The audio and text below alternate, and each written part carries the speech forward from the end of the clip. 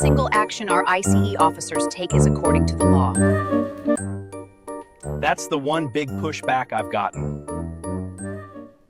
For depriving us in many cases of the benefits of trial by jury, for transporting us beyond seas to be tried for pretended offenses, for abolishing the free system of English laws in a neighboring province, establishing therein an arbitrary government, and enlarging its boundaries so as to render it at once an example and fit instrument for introducing the same absolute rule into these colonies, for taking away our charters, abolishing our most valuable laws and altering fundamentally the forms of our governments, for suspending our own legislatures and declaring themselves invested with power to legislate for us in all cases whatsoever.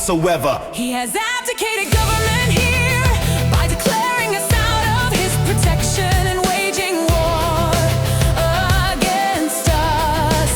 He has plundered our seas, ravaged our coasts, burnt our towns, and destroyed the lives of our people. He is at this time transporting large armies of foreign mercenaries to complete the works of death, desolation, and tyranny, already begun with circumstances of cruelty and perfidy scarcely paralleled in the most barbarous ages, and totally unworthy the head of a civilized nation. He has constrained our fellow citizens, taken captive on the high seas to bear arms against their country, to become the executioners of their friends and brethren, or to fall themselves by their hands. He has excited domestic insurrections amongst us and has endeavored to bring on the inhabitants of our frontiers.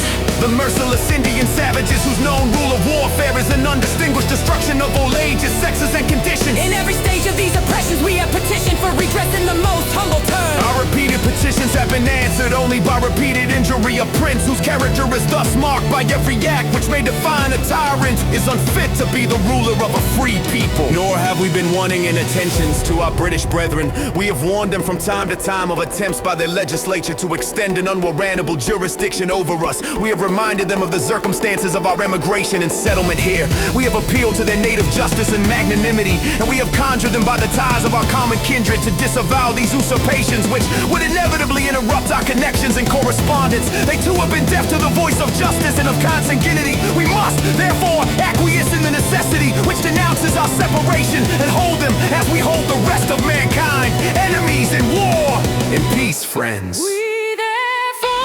The representatives of the United States of America in General Congress assembled, appealing to the Supreme Judge of the world for the rectitude of our intentions. And by authority of the good people of these colonies, solemnly publish and declare that these united colonies are and of right ought to be free and independent states, that they are absolved from all allegiance to the British crown, and that all political connection between them and the state of Great Britain is and ought to be totally dissolved, and that as free and independent states they have full power to levy war, conclude peace, contract alliances, establish commerce, and to do all other acts and things which independent states may of right do. And for the support of this declaration, with a firm reliance on the protection of divine providence, we mutually pledge to each other our lives, our fortunes, and our sacred honor.